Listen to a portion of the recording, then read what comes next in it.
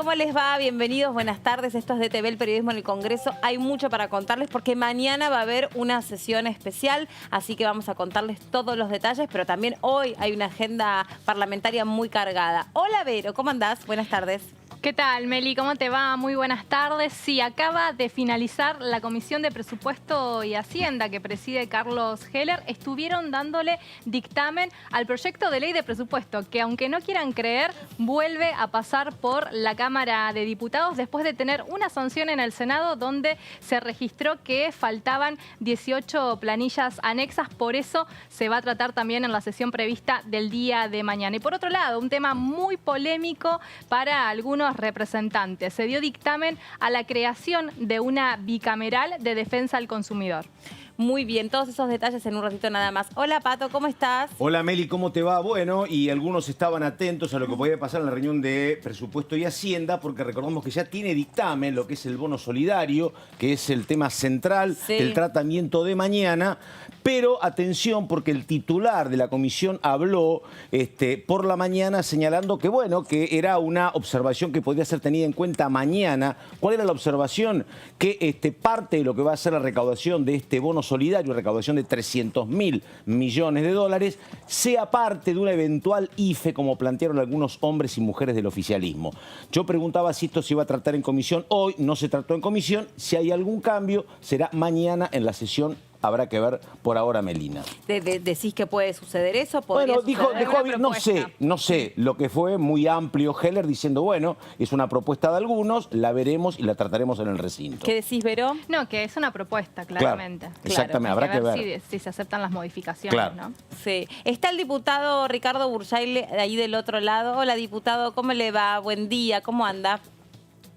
¿Cómo andan ustedes? Buen día. Muy bien. Tal? Solamente una corrección, si me permite. Sí, cómo no, a ver. Al amigo Pato. Estiman 300.000 millones de pesos. Sí, ¿yo qué dije, perdón? ¿De dólares? Dólares. Ah, no, perdón, sí. No. Sí, claro. Disculpa, no. Y aparte, disculpa, ¿por cuánto había que multiplicarlo? Era el otro dilema. Gracias, diputado. Gracias. Diputado, ¿nos puede resumir, si es posible, lo más importante que sucedió en la Comisión de Presupuesto y Hacienda de la que usted formó parte? Sí, yo diría que fueron dos temas más importantes que hoy se debatieron. En realidad estábamos en un cuarto intermedio de la reunión anterior, de la semana pasada, que tuvimos que pasar al cuarto intermedio porque había un pedido de sesión especial de nuestra parte y estaba pendiente la creación de una bicameral que había planteado el diputado Ramón y que no estaba incluido que estaba incluido en el orden del día, y que, bueno, fue abiertamente rechazado por nosotros. Y voy a fundamentar por qué está rechazado. Porque lo que nos llamó la atención fue que esa bicameral de defensa al consumidor en realidad no tuvo giro a la Comisión de Defensa al Consumidor, lo cual es absolutamente extraño, ¿no? ¿Y a qué se debe eso? Bueno, yo voy a decir lo que creo, porque no hay parte científica. Creo que como la Comisión Permanente está presidida por Diego Mestre, prefirió obviarse eso, pasó por peticiones y poderes y por presupuesto, comisión que no le competía estrictamente tratar porque, según dicen, no tiene afectación presupuestaria. Pero más allá de que tenga o no tenga afectación presupuestaria, el presidente lo tomó porque giraron, no voy a discutir eso, pero sí mi gran duda es por qué la creación de esta bicameral no pasó por la que correspondía, que es la que trataba el diputado Mestre, ¿no? Todos sabemos, tenemos que... Diputado, todas las bicamerales tienen una parte presupuestaria. Asignación, justamente... Bueno, acá dicen que no. Bueno, pero acá dicen que no va a tener costo presupuestario y usted se ríe. Se sabe que sí, se sabe que sí, claramente. Entonces, cuando el presidente Massa vino, Argentina tiene, nuestra Cámara tiene 46 comisiones permanentes y creo que son 32 bicamerales. Las comisiones funcionan casi todas, digamos, las permanentes casi todas, digamos, algunas con mucho menos frecuencia que otras. Las bicamerales no funcionan todas, algunas no tienen presupuesto, o sea, cada tanto, y ustedes lo saben.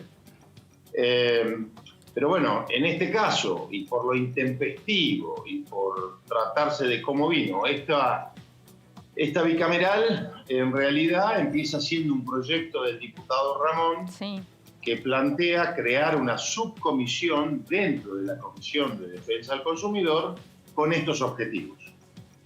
Rápidamente muta, a los 15 días, y aparece esta bicameral que, bueno, repito, lo que hace es vaciar de contenido a la Comisión de Defensa del Consumidor. claro, que está tratando, elaborando el código. ¿No? Igual, sí, quería aclarar lo del presupuesto, porque sí, la bicameral la va a presidir un diputado, en este caso. Es una bicameral, va a estar compuesta por senadores y diputados, y en esa bicameral tienen que trabajar la gente que se encarga de todo lo administrativo. Esas personas tienen que tener un fondo de dinero. O sea, por eso hay presupuesto, básicamente. Bueno, Salvo que lo hagan ad honorem. Bueno, dicen que van a reasignar tareas, ¿no? Entonces, pero volvemos a lo mismo. El presidente de la Cámara ha dicho, cuando en su discurso y en su preocupación, que la idea es desburocratizar el funcionamiento de la Cámara, cosa que nosotros coincidimos. La Cámara tiene que tener celeridad, tenemos que simplificar muchos pasos, tenemos que ser claros. Y crear una bicameral para tratar un tema de estos dista mucho de hacer eso, pero que tiene claramente la pinta de un favor político, porque quien la va a presidir, usted va a decir, es el autor del proyecto de la ley. Por más que hoy me digan que no, si esa bicameral no la preside el diputado José Luis Ramón, les invito a una cena, ¿cierto? Al aire libre y con distanciamiento. Diputado... Al aire libre. No, perdón. Y el otro tema, bueno, eso fue conflictivo.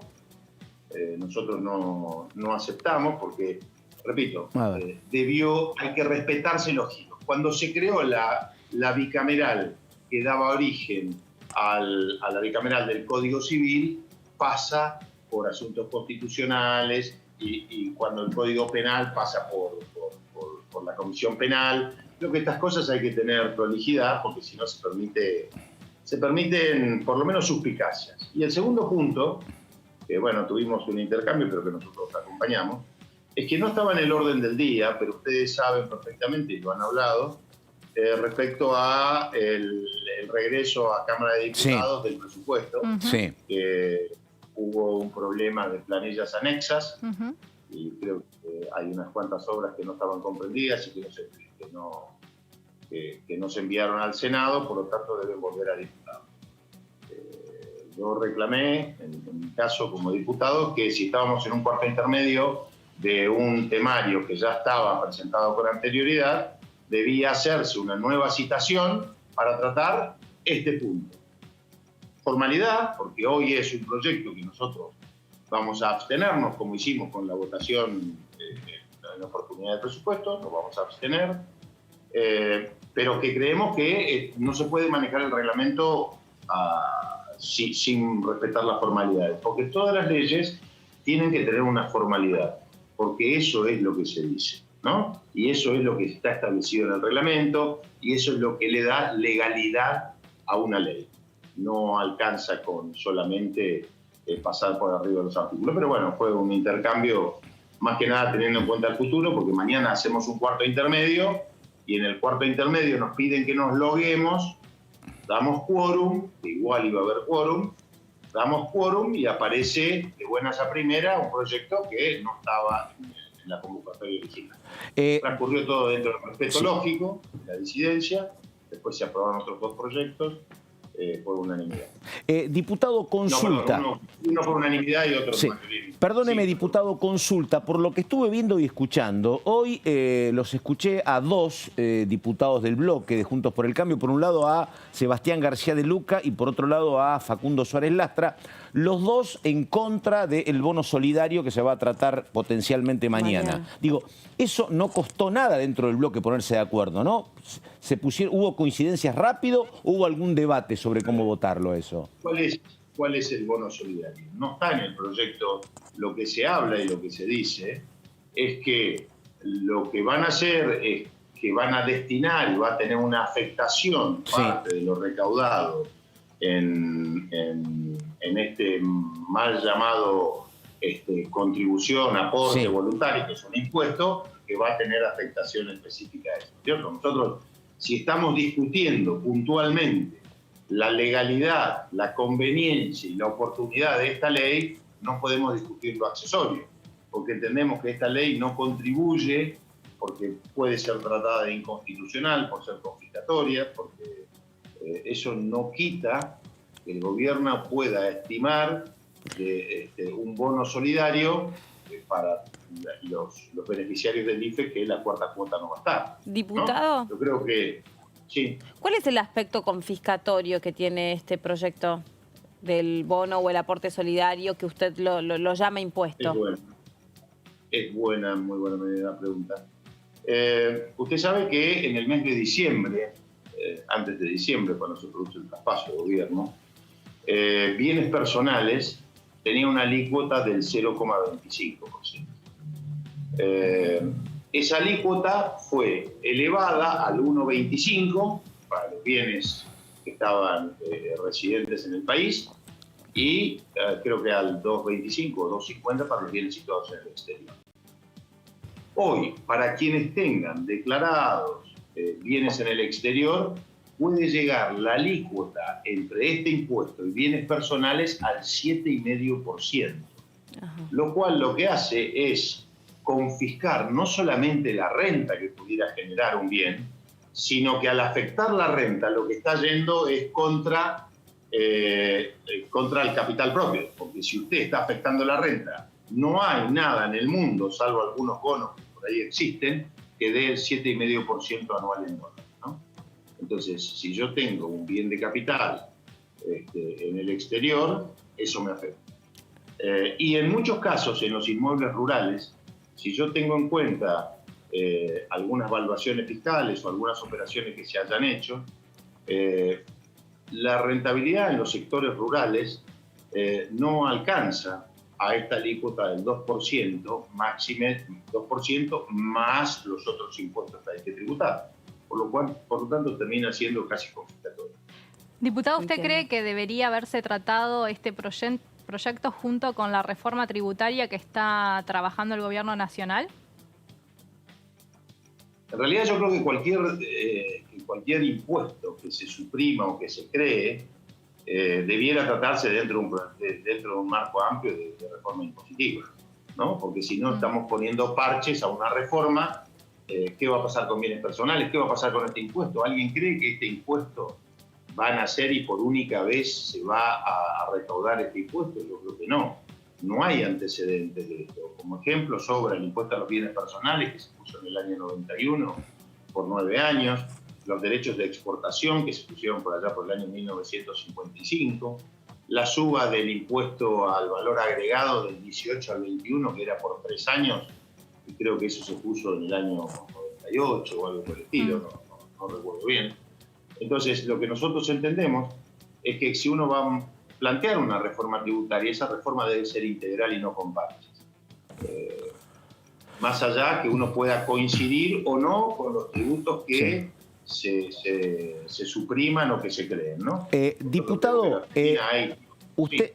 No, ¿terminaste, Vero? Sí. Recurro a un número porque yo sé que usted no nos va a engañar. Pero para tener una idea, a ver, sobre la evaluación fiscal. No me equivoco. La evaluación fiscal, le pregunto. Usted conoce el detalle y conoce el precio de la hectárea en Formosa. Un campo que vale $1 millón si lo pretende comprar Burjaile o yo, que vale eso. ¿El valor fiscal cuál es? Porque este impuesto, recordamos, va sobre el valor fiscal. ¿Cómo? ¿Cuál es más o menos? Porque el valor fiscal es muy inferior por en eso. el caso de la provincia de Formosa. Claro. Porque el valor fiscal lo que contempla es el valor de la tierra. Pero usted debe agregarle al valor de la tierra las mejoras que se ha introducido. Por lo tanto, yo tengo un valor de incorporación al patrimonio que está dado por una tierra, vamos a suponer que compré la tierra y que le hice todas las mejoras, y eso contablemente se llama activar. Pero aparte de eso, tiene que usted incluir, Pato, Perdón que le diga así, Pato. No, pero a ver, Ricardo, pero por favor. Ricky. Pero digo, pero usted paga por el valor fiscal, no por los activos que le hace, ¿no? No, usted paga. ¿No es por el valor fiscal nada más? Sí. Si me permite, bienes personales, en bienes personales no se grababan los inmuebles rurales, ni las mercaderías, ni los bonos soberanos, ni los plazos fijos, ni la tenencia de moneda extranjera en caja de ahorro, ¿sí? Ni la vivienda. Hoy se graba la mercadería, los bonos soberanos, las acciones, los inmuebles, la maquinaria. Entonces entra todos los bienes que tiene una persona. Y si usted tiene un inmueble, voy a poner el inmueble rural, y quiero decir qué es lo que me parece muy malo de esto. Estamos asemejando, y voy a poner un inmueble rural con un departamento en Puerto Madero, un tractor con una Ferrari, o con una maquinaria, o con una máquina, ¿sí? Entonces, nosotros lo que tenemos que decidir en la Argentina es si queremos incentivar la producción y si vamos a considerar pasible de impuesto una maquinaria que le quita capital de trabajo a una empresa, porque las pymes van a recibir este golpe, porque son las pymes las que van a pagar en cabeza de los socios. Entonces, en un momento en el que el mundo, y particularmente nuestro país, uno de los graves problemas es la caída del Producto Bruto, la caída de las ventas, la caída de la actividad, usted le saca a mucha gente, le saca recursos financieros. Ahora, diputado... Amén. Sí. No, complete la frase y yo le hago la pregunta. Amén de... No. Amén de considerar que es un impuesto que en el mundo no se está aplicando. Y voy a citar algunos ejemplos. En el mundo se dejó vamos a hablar de Europa, se dejó de gravar el impuesto al patrimonio. Sí. Y solamente hay 3 países que lo tienen. Es España, Suiza y no recuerdo, creo que Dinamarca o Finlandia, uno de los países. Y el que más recauda es Suiza, que recauda alrededor del 0,8% del producto, ¿no? Acá estamos estimando una recaudación bastante superior. Entonces, lo que estamos copiando son malos impuestos que el mundo ha dejado de hacer y que no otorgan previsibilidad, porque en el mismo momento que vos hacés, que se pretende hacer un blanqueo para la construcción, llamando a gente que tiene la plata en negro, recursos fuera del circuito legal, le estás aprobando una ley de estas que lo que la gente termina diciendo es yo no voy a blanquear. Y es una ley que es muy discutible en la Corte. Yo le reconozco, es muy discutible que esto, cuando llega a la Corte, el resultado final es discutible. Lo que quiero saber es si dentro de la UCR o dentro de todo el bloque de Juntos por el Cambio, si se salvaran estas cuestiones que para ustedes son observables, como que tiene un aspecto que es confiscatorio o que va contra la maquinaria y no va concretamente sobre algunos bienes inmuebles, y para ustedes, desde el punto de vista del espíritu del proyecto de ley, les parece que es que está bien, que es necesario un proyecto que, digamos, tenga que ver solamente con un porcentaje muy reducido de la sociedad para que la base de la sociedad, los que menos tienen, bueno, reciban algo por derrame, por así decirlo. Digamos, si el espíritu de todo esto, más allá de esas cuestiones observables, ¿le parece bien o no? A ver, la legitimidad tiene que cuidar la legalidad. Nadie puede negar que hay sectores muy postergados. Hoy nuestro país tiene un 50% de pobreza. ¿Sí? Lo que tenemos que ver es si es, o un poco más, sí. Correcto. Sí. No quiero digamos, dramatizar, pero digo, un 50% de pobreza o más. Pero lo que nosotros tenemos que mirar es cómo revertimos esta situación. ¿Vamos a revertir esta situación con medidas equivocadas o vamos a revertir esta situación con un camino distinto que incentive la inversión, la entrada de capitales? ¿Qué hemos estado leyendo todo este tiempo? Que todos los unicornios se están yendo del país. Explique lo que son las empresas unicornio, porque puede haber gente que no la sepa, que tiene que ver con el ingreso de las empresas. Las empresas tecnológicas, las de la industria del conocimiento, ¿no? Entonces, todas estas empresas hoy se están yendo del país. Y es muy fácil trasladarse, porque lo que trasladan, tienen un edificio y trasladan su conocimiento a otro lado y toman gente en otro lado. Entonces, nosotros necesitamos generar trabajo en la Argentina, más allá de la necesidad que existe y es real de que el país la está pasando mal. Pero lo que nosotros discutimos, primero, es la legalidad de la norma y la conveniencia de la norma. Entonces, eso es lo que creo que tenemos que analizar. Porque si no, lo que estamos diciendo es que hay gente que la necesita, entonces vale cualquier cosa. Y créanme, yo no creo conocer muchos, salvo los diputados y senadores y algunos más, que están dentro de esos supuestos 10.000 que van a pagar. No conozco a nadie. O sea, por no eso, respondo a ninguno. coincidimos, sí. A mí no me preocupa, porque si hay una ley que afecta a una persona, como hay algunas leyes que tienen nombre y apellido, a favor o en contra, la voy a defender con la misma convicción. Sí. No importa que sea uno, porque los derechos, las leyes, están para proteger a los derechos de toda la gente. Diputado. ¿No? Y se hace para proteger a los que tienen menos posibilidad de defender, si no estoy hablando económicamente. Sí. Entonces, yo creo que nosotros tenemos que cuidar la seguridad jurídica, tenemos que cuidar esto, y que porque tengamos un problema no quiere decir que podamos hacer cualquier cosa como país. Porque si ustedes fueran inversores extranjeros que los necesitamos, lo miran dos veces. Dicen, estos tipos, así como hoy está afectada la credibilidad en muchos casos, injustamente del sistema bancario. Digo injustamente porque el sistema bancario está fuerte, responde después de la crisis que tuvimos en el 2001.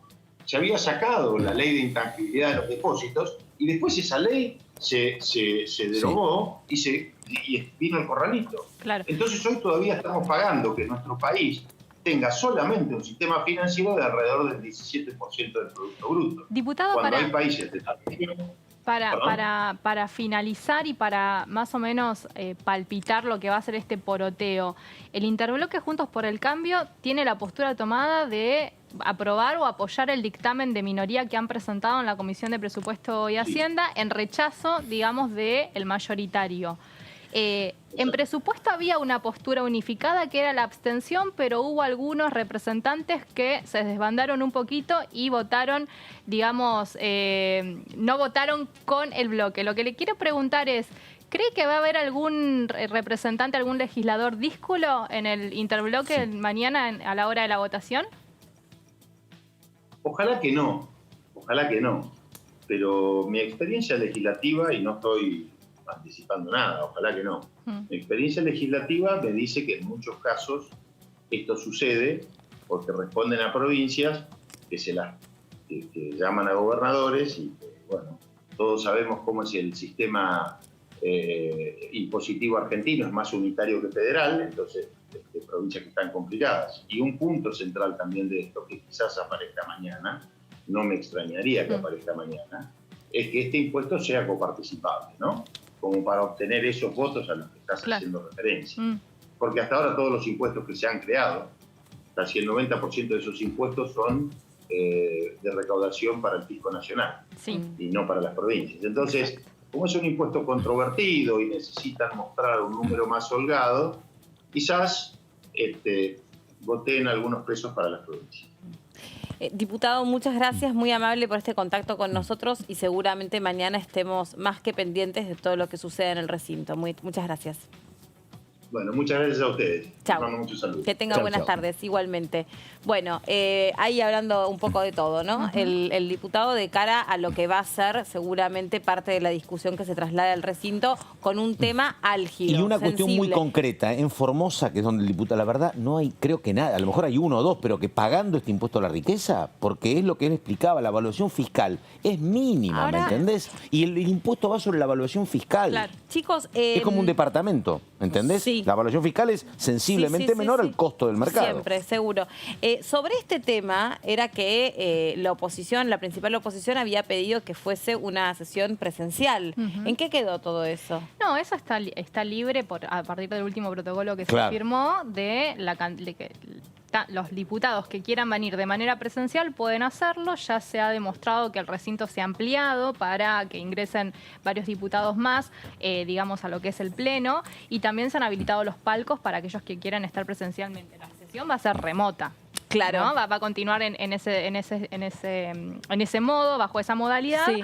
pero básicamente si quieren los de Juntos por el Cambio estar todo el interbloque, todo el espacio mañana presente, lo van a poder hacer porque Sí. hay distintos lugares y de hecho el recinto se ha acomodado para eso. Yo le preguntaba al diputado por el tema de cómo iba a votar Juntos por el Cambio, porque nosotros dentro del interbloque de Juntos por el Cambio sabemos que hay algunos radicales que estaban a favor de la mirada que tiene esta iniciativa en sí. Al principio, todos coincidían en que si el aporte que se crea iba directamente a las empresas, bueno, ahí coincidía el interbloque de Juntos por el Cambio en que no estaban de acuerdo. Pero cuando después se trasladó a que sea la persona física la que deba hacer este aporte en función de morigerar todo lo que ha traído la pandemia, algunos radicales, varios, hay un numerito ahí importante, dijeron, nosotros estamos de acuerdo con esta iniciativa. Patricia Bullrich dijo, cuando se empezó a discutir en abril, ella dijo, si es la persona física, lo tenemos que discutir y ver,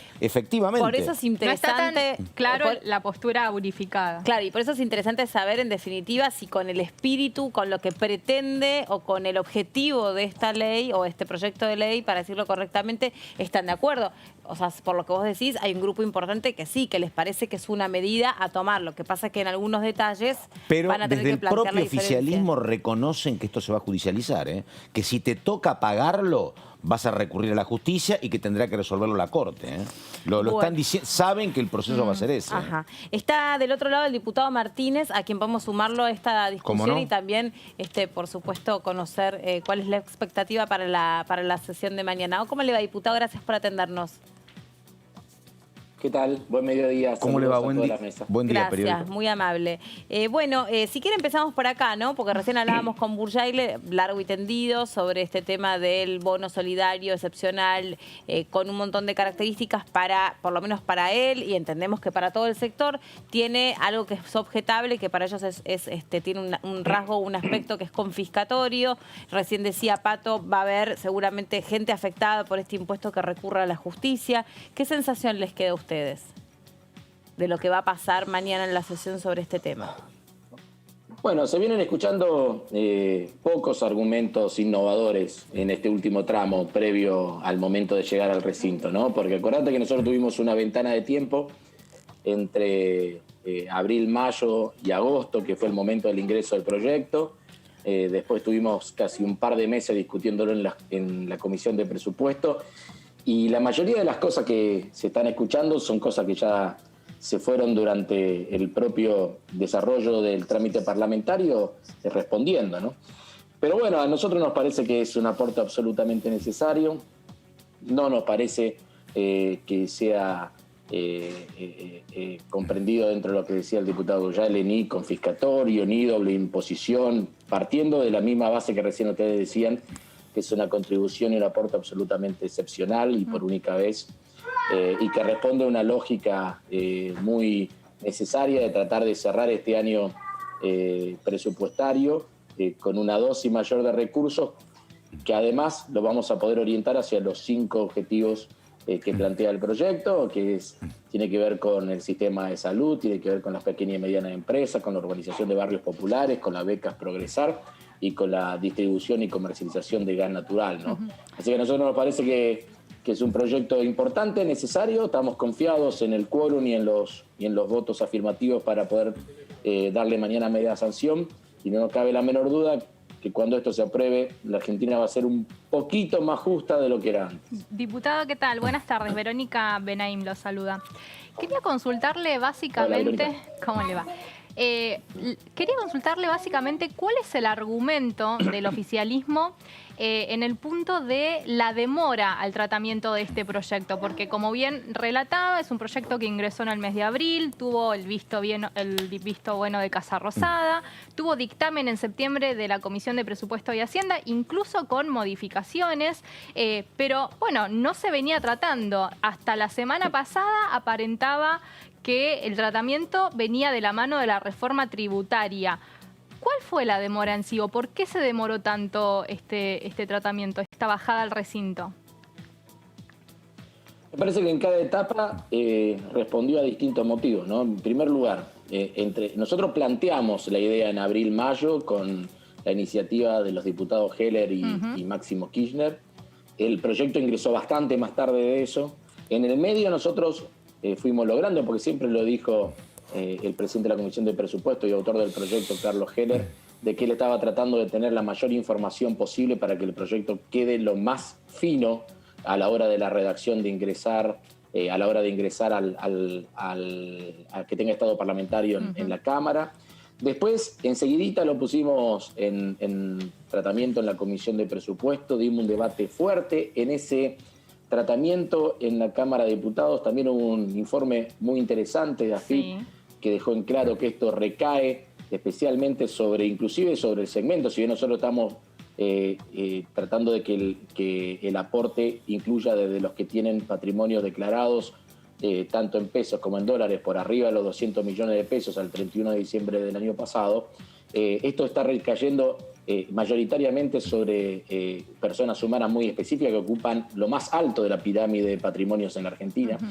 Y después lo dejamos ahí listo como para el recinto. En el medio de todo eso vino algo que no es menor, Verónica, que es el tratamiento del presupuesto.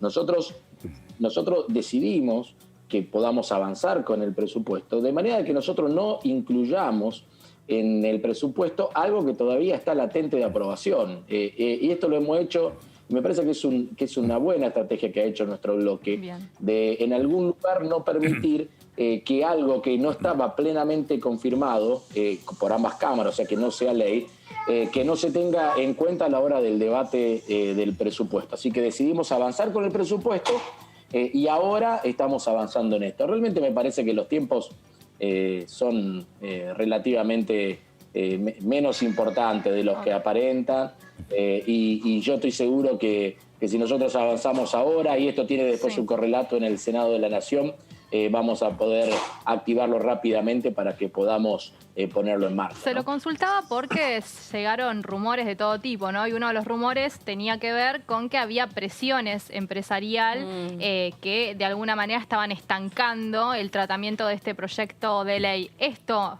rumores, a veces los rumores son mentiras a medias, ojo. Algo había de eso. Pero cuando el río suena... Claro, ¿temen de alguna forma que haya algún tipo de boicot al gobierno por parte de las empresas? Diría la protagonista de Borgen, no respondo rumores. No respondo rumores, digamos, ¿no? Bueno, ¿cómo sirven las series, para Sí. La bruja no existen, pero que las hay, las hay. Digamos, no, porque yo le preguntaba si creía que podría haber algún tipo de boicot por parte de las empresas al gobierno. No, bueno, a mí me parece que si algo ha caracterizado también al eslabón o al sector de la pirámide social de mayor patrimonio en la Argentina, que no se ha caracterizado por su vocación solidaria, ¿no? Así que, por lo tanto, cualquier intento de hacer un aporte de esta característica es inicialmente resistido, ¿no?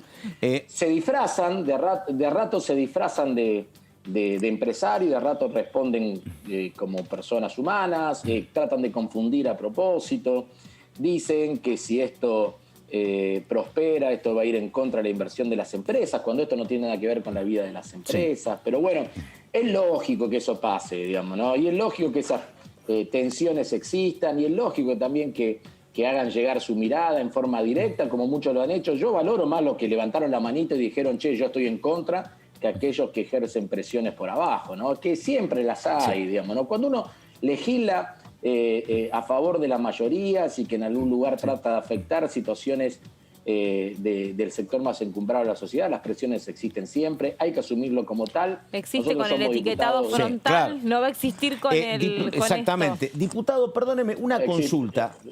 Tenemos una larga lista, si quieren. Ya lo creo. Digamos, ¿no? Así que Por eso. Ahora, una consulta, porque ya hay dictamen de comisión y está muy claro cuál va a ser el destino de esta recaudación, de 307 mil millones de pesos. Si fueran dólares sería otro mundo. Aproximadamente todo, ¿no? Aproximadamente. Pero le pregunto, porque hoy lo escuché al presidente de la comisión diciendo que, bueno, que es una propuesta, pero que en todo caso se tendrá que evaluar en la sesión de mañana. Digo, ¿ustedes han discutido, alguien mencionó la opción de que parte de lo recaudado sea destinado a un eventual IFE 4 o no, diputado? en el trámite en comisión esa variante no apareció. Por eso. Después le digo. ¿No? Y después... Al menos en mi situación yo no tengo conocimiento de esa variante. Ahora también te digo, Pato, y vos conocedor de todo esto, nosotros hasta el momento de sancionar el proyecto está abierto y sujeto a posibles modificaciones. Eso es así, digamos, ¿no? A mí me encanta el proyecto como está, te lo dejo claro, digamos, ¿no? A mí me gusta como está. ¿Y digamos, por qué lleva la Pero... palabra solidario, diputado? Y porque justamente está tratando de generar un puente de ingresos entre el sector de mayores patrimonios en la Argentina e inyectándolo en la base de la pirámide social. Claro, digamos, pero ¿no?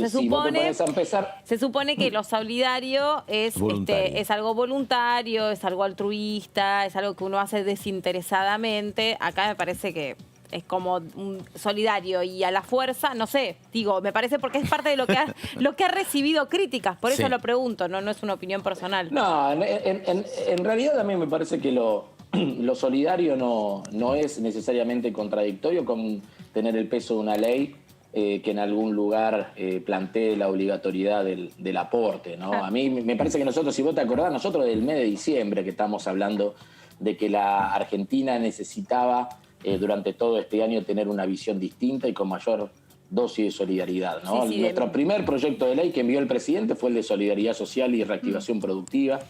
Yo en aquel momento me acuerdo que en el recinto planteé por qué si todos estamos tan de acuerdo con la idea de una Argentina más igualitaria, estábamos hablando en aquel momento del impuesto país, cada vez que se intenta hacer una pequeña medida que tienda a una Argentina más igualitaria, enseguida surgen las críticas y los impedimentos. Aplico esa misma reflexión a lo que está pasando ahora, porque después en las plataformas electorales, en las declaraciones de principio de los partidos, en todo nos cansamos hablando de igualdad. Y después cuando legislamos a favor de la igualdad, muchos se oponen, ¿no? Entonces me parece que queda bien como bandera, pero que después resulta difícil materializarlo. Nosotros en eso estamos convencidos del camino que hemos hecho, y más allá de que obviamente tendrá toda la fuerza de una ley, este carácter solidario no lo va a perder, porque me parece que la clave pasa por ahí, ¿no? De aquellos que tienen mayor capacidad patrimonial a aquellos que están en una situación de mayor vulnerabilidad, ¿no? Un viejo pensador diría,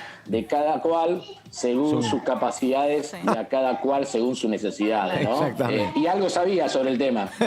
Sí, claro. Diputado, usted hablaba de la posibilidad de dejar o como que puede llegar a tener la posibilidad de quedar abierto este proyecto, y me preguntaba si en esa posibilidad podía ingresar algún ítem en el articulado de la coparticipación, de que este aporte sea coparticipable, teniendo en cuenta además que es usted un diputado de la provincia de Santa Fe y que la ganancia que se pretende recaudar a partir de este bono, va a ser, digamos, transferida por nación, pero no sabemos en qué medida y qué le va a corresponder a cada provincia, ¿no? Mira, Verónica, primero, yo dije una verdad de perogrullo. Sí. El proyecto está abierto hasta el momento de la sanción, digamos, ¿no? Hasta el momento de la aprobación. Eso es así siempre, ¿no? Independientemente, digamos, ¿no? de cómo se pueda avanzar al respecto, a mí me da la sensación de que nosotros estamos en condición de tratarlo y de aprobarlo sin modificaciones. Después hay un montón de otros elementos que entran dentro de la lógica de la negociación parlamentaria y que somos parlamentarios, por lo tanto negarlo sería ser necios de parte nuestra, ¿no? Claro.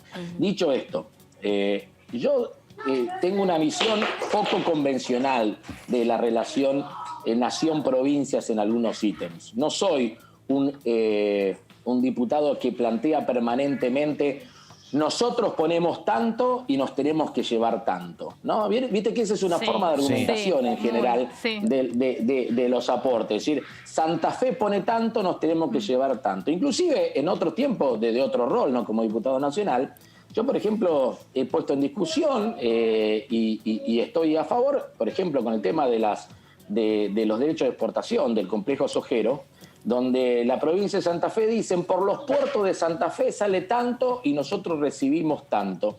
Ahora, yo lo quiero decir, por los puertos de Santa Fe sale soja, que es de Salta, de Santiago del Estero, de Tucumán, de Córdoba, de Santa Fe, de Entre Ríos y de otros tantos lados. Así que no me gusta ese planteo, casi que es un espejo lo que pongo y lo que me llevo. En este caso estamos hablando de 5 ítems que claramente tienen una fuerte predominancia de los aportes nacionales. A ver, yo te lo digo al revés. Todo lo que hemos puesto desde la Nación para el combate al COVID ha sido complementario a los aportes de las provincias y lo hemos puesto también de acuerdo a un criterio de solidaridad. Le hemos dado a los que más necesitaban, independientemente de si esa provincia era una provincia más grande o más chica. Cuando analizamos el fideicomiso que financia la urbanización de barrios populares, nosotros ahí estamos trabajando sobre una base de barrios populares, que son los famosos 4.400 barrios en todo el país, y eso responde a otra lógica y no responde al coeficiente de coparticipación. Dicho de otra manera, no todo tiene que ser necesariamente distribuido por un coeficiente de coparticipación. Uno puede plantear aspectos polinómicos, o sea que una distribución se puede hacer en parte por eso, en parte por otros criterios, digamos, ¿no? Esto no quita que quizás pueda ser una alternativa para poder sumar más consenso. Y bueno, lo verá mi bloque, lo verá el presidente de la comisión, digamos, al respecto de eso. Pero yo lo que quiero dejar claro es que no me gusta esta lógica meramente transaccional. Pongo y me llevo, porque eso tampoco va a favor de una idea de la solidaridad.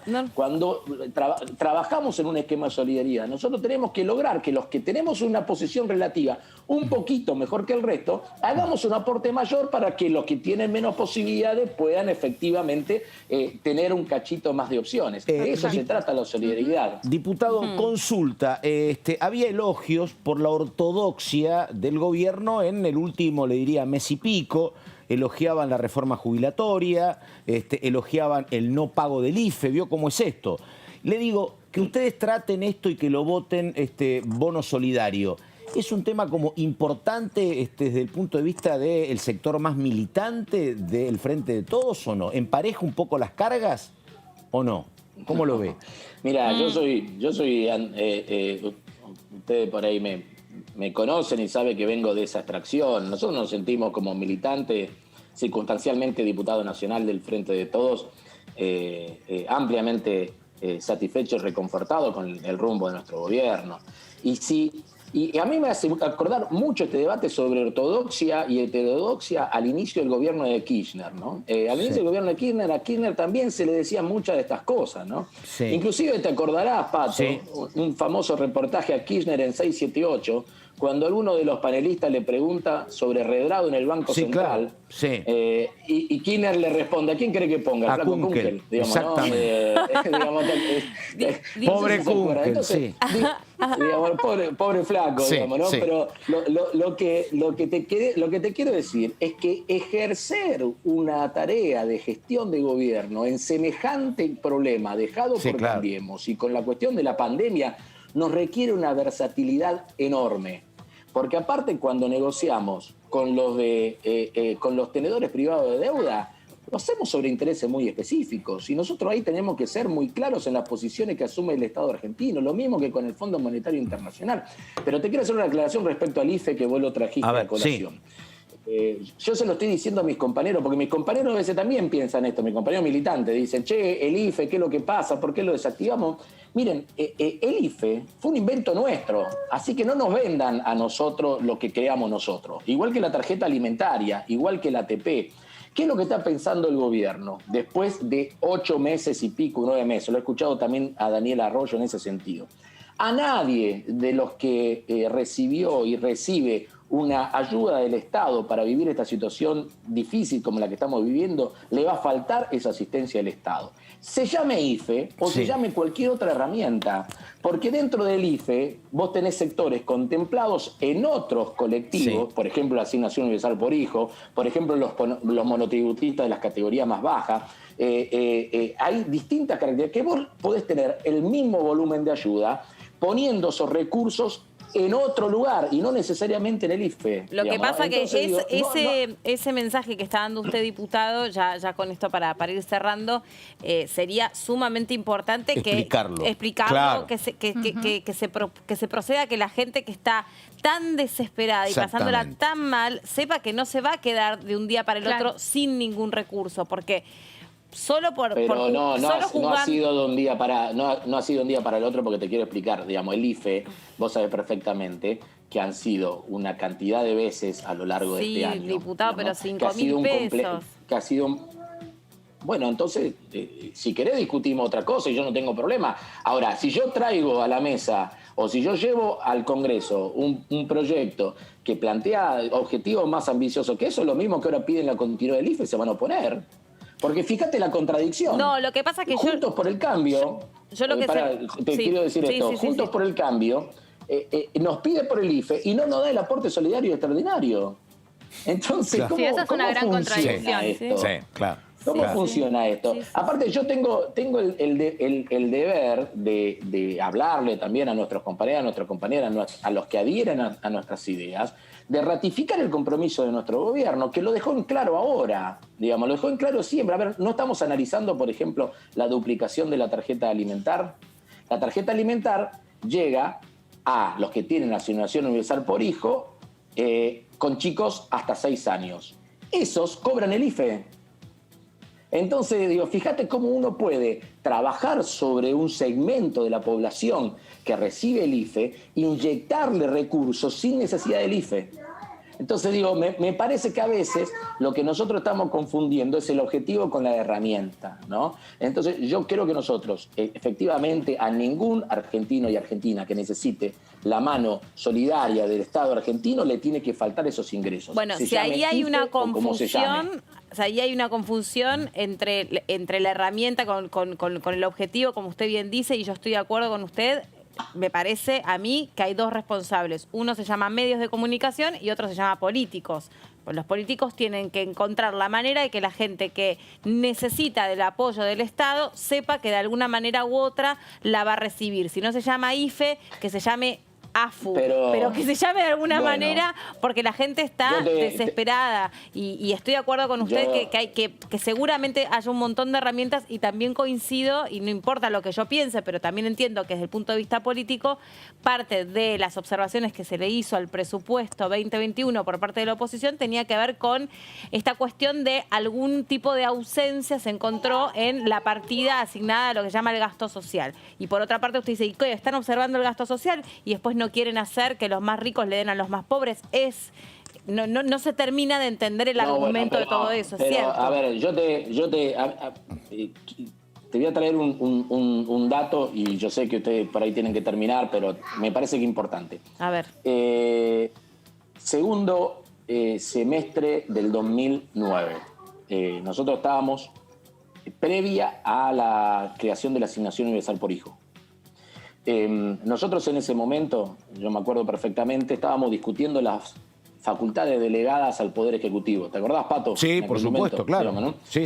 Bueno, en agosto, todavía, si no me equivoco, era Alberto Fernández jefe de gabinete, por ahí me parece, ahí estaba. No, ya había dejado, era Sergio Massa. Sí. Massa. Era Sergio Massa. Está bien. Bueno, pero en aquel momento se genera, en plena crisis del Lehman Brothers, se genera un debate importante alrededor de la situación de la pobreza en la Argentina y cómo, a pesar del crecimiento económico que habíamos experimentado del 2003 al 2008 inclusive, en el 2009 estábamos en problemas por lo de Lehman Brothers, porque habíamos tenido una sequía espantosa, digamos, ¿no? Que había caído muchísimo el nivel de recaudación. Pierde las elecciones el gobierno ese año. Perdemos la elección en junio porque las adelantamos, Pato, ¿te acordás? En agosto vamos a esta discusión. Las legislativas. Y en aquel claro, la legislativa de la intermedia del 2009, ¿no? Bueno, en el medio se generó un debate sobre la necesidad de las herramientas que tenían que ver con el combate a la pobreza. Había 3 ideas en aquel momento. Una, que siempre aparece, que es la idea de un ingreso universal. 2, la ampliación del programa Familias, que era un programa que existía ya en la órbita del Ministerio de Desarrollo Social. Muchos funcionarios del Ministerio de Desarrollo Social creían que esa era la mejor salida. Y la asignación universal por hijo, tal como la conocemos ahora, no estaba dentro de los cálculos. No. Ahora, nosotros, me acuerdo perfectamente que el día de la facultad delegada, nuestro jefe de bloque en aquel momento, Agustín Rossi, en un acuerdo con Lozano, él dice, nosotros vamos a poner en discusión este tema, porque era uno de los compromisos que habíamos asumido con los bloques de centroizquierda. Sí. Lozano, Macaluce y otros diputados de esas características, ¿no? Bueno, sí. Tengo buena memoria para eso, digamos, ¿no? ¿Qué te quiero decir? Que cuando uno tiene un problema de estas características y hay que asumirlo como tal, las herramientas para poder abordarla pueden ser diversas. Lo que nosotros tenemos que tener en claro que esto es un problema, que tenemos que atacarlo, que va a necesitar continuidad en el tiempo. Ay, entró ahí, le entró una llamada justo. ¿Está ahí, diputado? No, alguien que se le escapó. Ahí está, ahí está. Sí. No, lo que te quiero decir es que a mí me parece que nosotros tenemos que tener la versatilidad y la flexibilidad necesaria para poder dar respuesta a los distintos problemas que vamos teniendo, se llame como se llame la herramienta. Bien. Esa es mi idea, digamos, ¿no? Y bueno, obviamente que dependerá de nosotros, como vos decís, que tengamos la capacidad de comunicación suficiente para dejar claros y tranquilos a todos los argentinos y argentinas que necesitan, insisto, con una ayuda adicional del Estado argentino. Bien, muchísimas gracias, diputado, muy amable. No, que siga muy bien. Hasta luego. Chau, hasta luego. Adiós. Bueno, vamos a repasar lo que sucedía más temprano en la Comisión de Presupuesto y Hacienda, lo que decía el diputado Mestre respecto de la cuestión de los consumidores, a la que hacía referencia más temprano el diputado Bursaile. Considero que esto es una falta de respeto. Es una falta de respeto a los 31 miembros de la Comisión de Defensa del Consumidor. Es una falta de respeto que usted haya aceptado este giro cuando usted mismo está diciendo, y lo ha dicho usted, que esto no erogará nuevos gastos al presupuesto nacional. Esto, diputado Heller, es como si se enviara el proyecto de presupuesto nacional y lo enviaran a la Comisión de Defensa del Consumidor. ¿Usted qué diría como presidente de la Comisión de Presupuestos? ¿Qué diría usted? ¿No presentaría, por ejemplo, las notas que he presentado yo al presidente de la Cámara para que se revea este giro? ¿No considera usted, conforme al artículo 101 ter del reglamento que dice que la Comisión de Defensa del Consumidor debe intervenir en todos los temas que hacen los consumidores?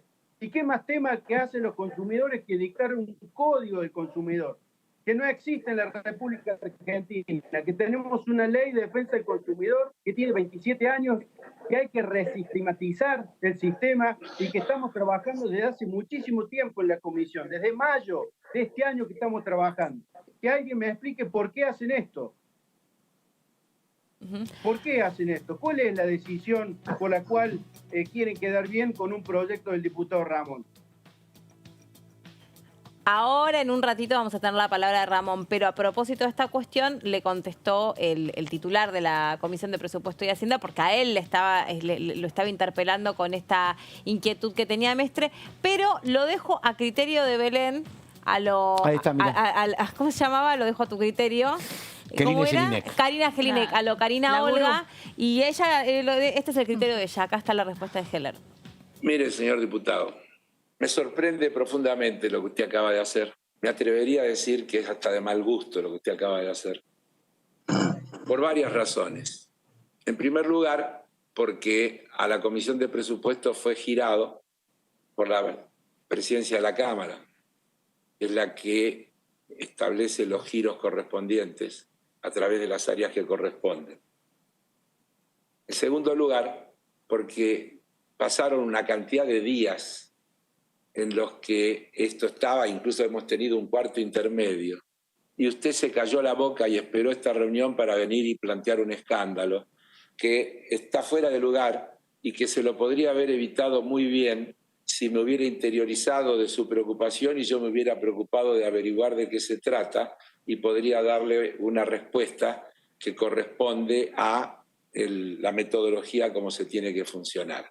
Así que creo que usted ha obrado, yo no me animo a decir de mala fe, pero no ha obrado con toda la buena fe deseable de un diputado en un ámbito en el que estamos trabajando, tratando de jugar con la mayor transparencia posible. Usted ha logrado generar una controversia absolutamente evitable y me parece que no corresponde a los procedimientos de cómo se debe funcionar.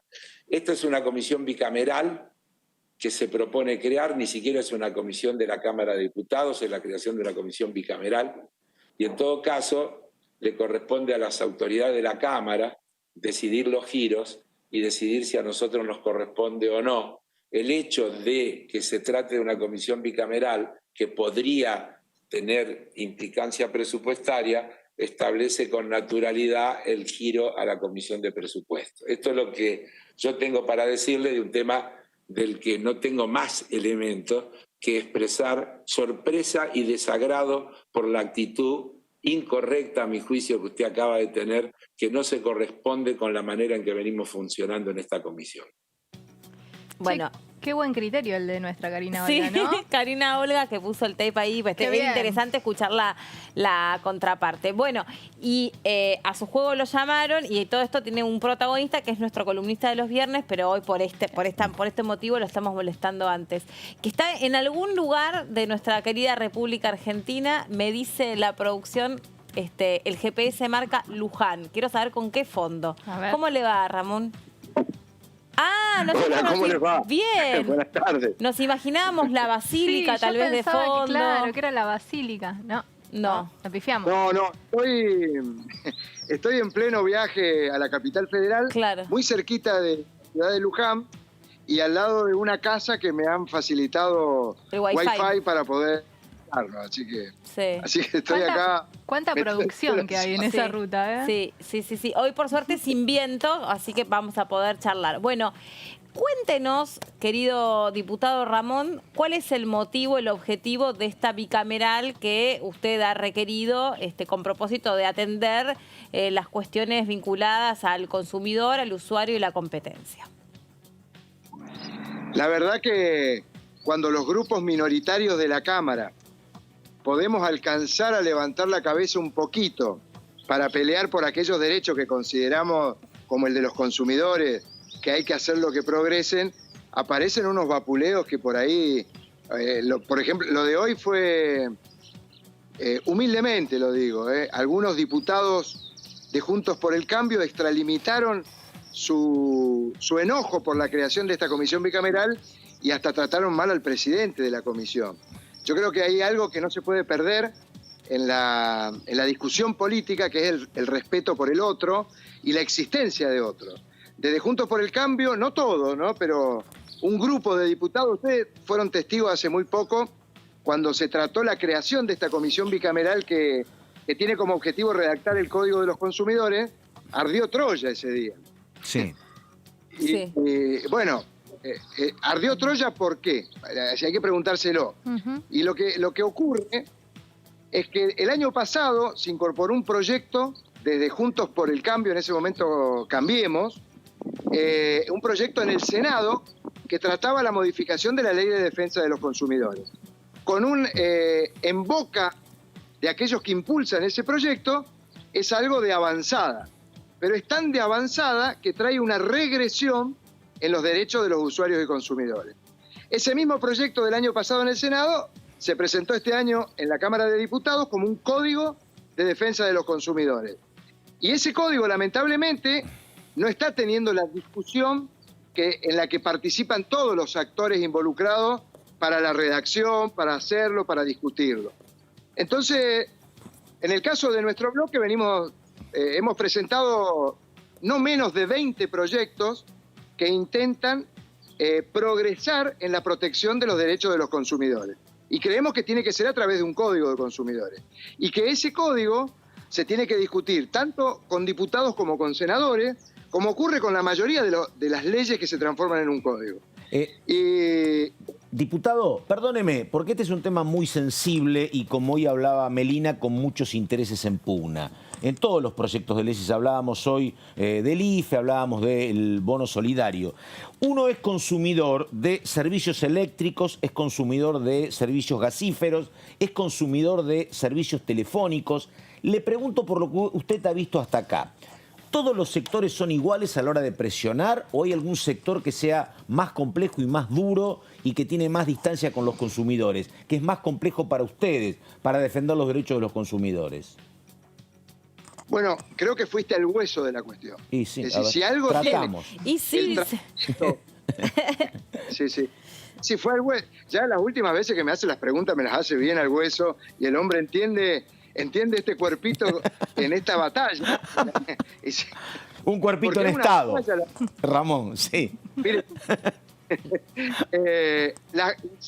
los empresarios que generan empresas que van a proveer un servicio público, lamentablemente desde los años 90 lo han hecho para que la prestación del servicio público sea un negocio que esté en el mercado, en donde el Estado no tiene que intervenir y si interviene tiene que fijar valores que le cuiden los costos, la rentabilidad y muy lejos de aquello que en el año 94 se estableció, que era la protección del interés económico de los usuarios y consumidores.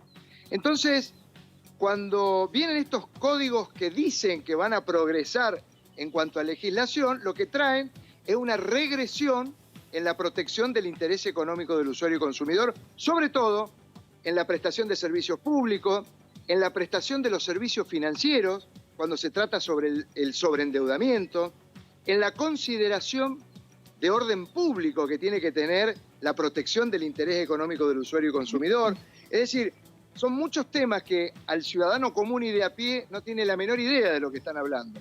Pero como decías vos, los intereses económicos que están en juego cuando se presta el servicio de gas domiciliario, de garrafa de 10 kilos, de transporte público de pasajeros, de agua y de saneamiento. Imagínate ahora con la declaración de servicio público en competencia del servicio de Internet, de telefonía y de... Es decir, la consideración de los bancos, privados pero bancos, ¿no? Los bancos.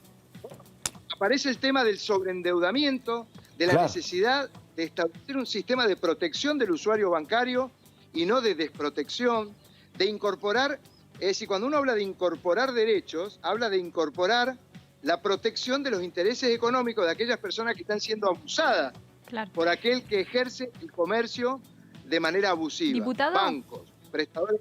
Sí. ¿Cómo le va? Vero Benaim lo saluda.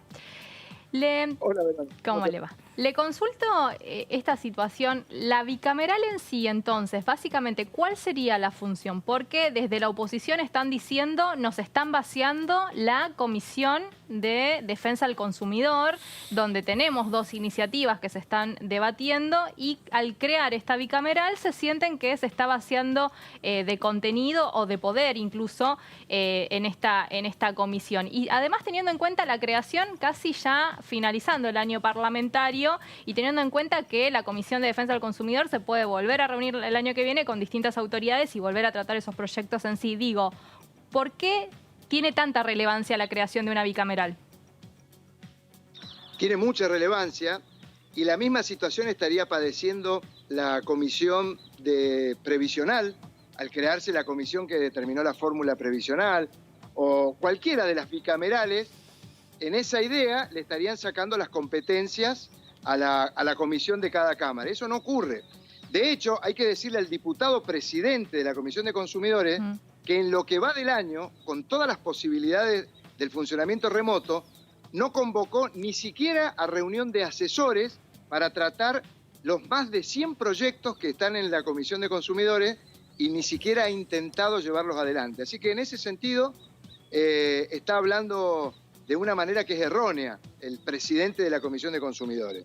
Y el vaciamiento del que hablan no tiene nada que ver, porque lo que estamos haciendo en la creación de esta comisión es juntar los proyectos que están en el Senado, los proyectos que están en diputados, los proyectos de ley de nuestro propio bloque. Tan solo de nuestro bloque hay 20 proyectos de ley que se podrían sumar al Código de Consumidores, que lamentablemente, como estos proyectos de ley tienen como objetivo la protección del interés económico de los usuarios de manera progresiva, es decir, mejorarlos, está a contramano de los intereses que están cuidando a través de la sanción de este proyecto que hoy está tratando. Y es fuerte lo que digo. Perdón, sí. voy a preguntar una cosa que por ahí es una obviedad para ustedes que conocen de los reglamentos y de toda la cuestión interna del Congreso. ¿La bicameral mata a la comisión común o coexistirían las dos? Coexisten a la perfección, porque justamente el único objetivo que tiene la comisión bicameral es la redacción del código en un plazo que no es mayor a 90 días hábiles. Todos elementos muy considerables tiene y que sería bueno hacérselo saber al presidente de la Comisión de Consumidores y a muchos de los diputados que hablaron de más, que en esta comisión hemos propuesto que los cargos de la comisión bicameral sean ad honorem, de manera tal que la creación de esta estructura no signifique un gasto al erario ni al Estado Nacional. ¿Y hay asesores que quieren trabajar ad honorem, diputado? Obviamente. ¿Sí? ¿Sí? Obviamente. Y de hecho, en nuestro grupo y en nuestra fuerza política son muchísimos los que están intentando redactar cada una de las leyes de las que tratamos y lo hacen ad honorem. Yo les cuento una cosa.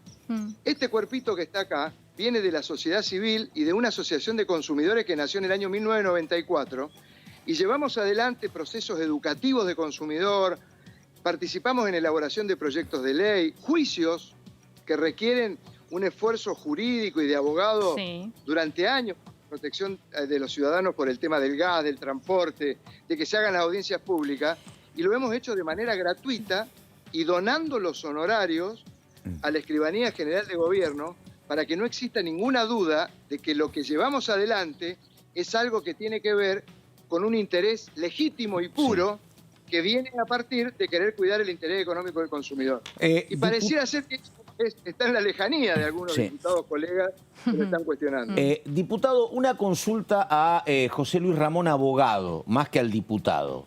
A mí me toca pagar el bono solidario. ¡Qué suerte! Mira, ¿por qué? Mira lo que me dicen. ¿Por qué? ¿Cómo? Lo escuché.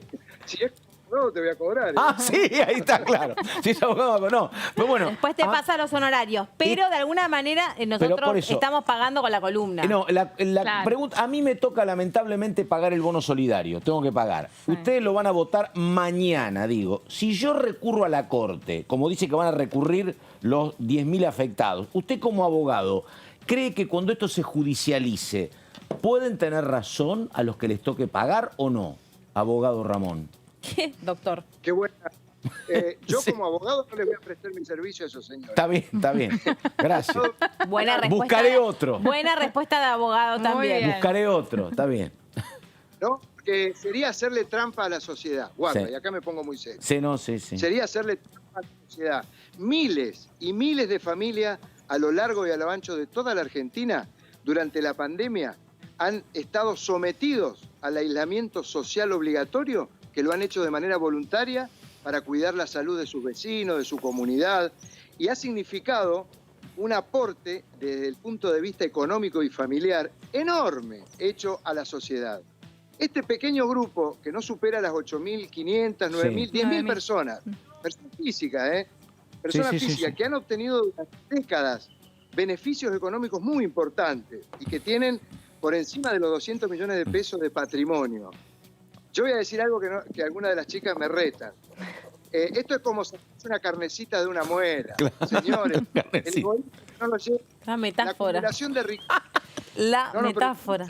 Es muy mendocina. Sé que me van a retar, pero quiero decir como una metáfora fuerte. Sí, claro. Es decir, la acumulación indiscriminada de la riqueza y obviando sobre todo a los 5 grupos a los que se va a asignar ese dinero, que es mucho, que tiene que ver con el sistema sanitario, que en muchas ocasiones está colapsado, que se va a distribuir de manera federal, a los chicos del Plan Progresar, al RENAVAP.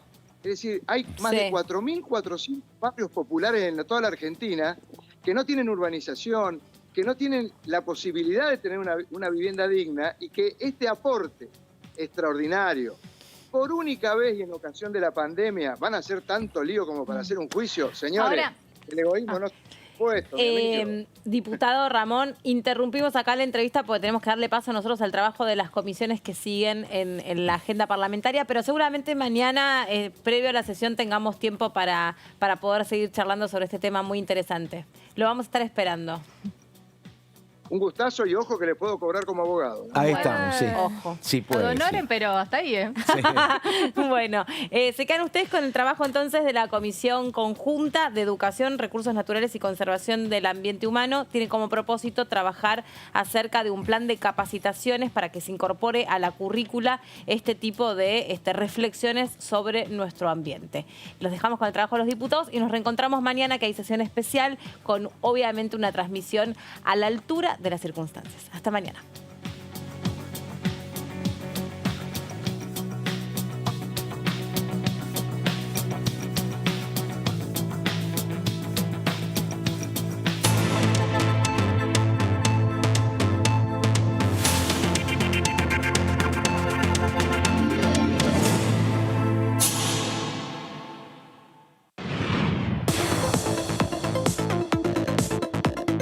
La voz de los diputados.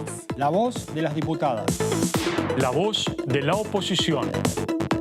La voz de los que quieren cambiar la realidad. La voz de los que quieren una Argentina mejor. Tu voz en el Congreso. DTV, el periodismo en el Congreso, de lunes a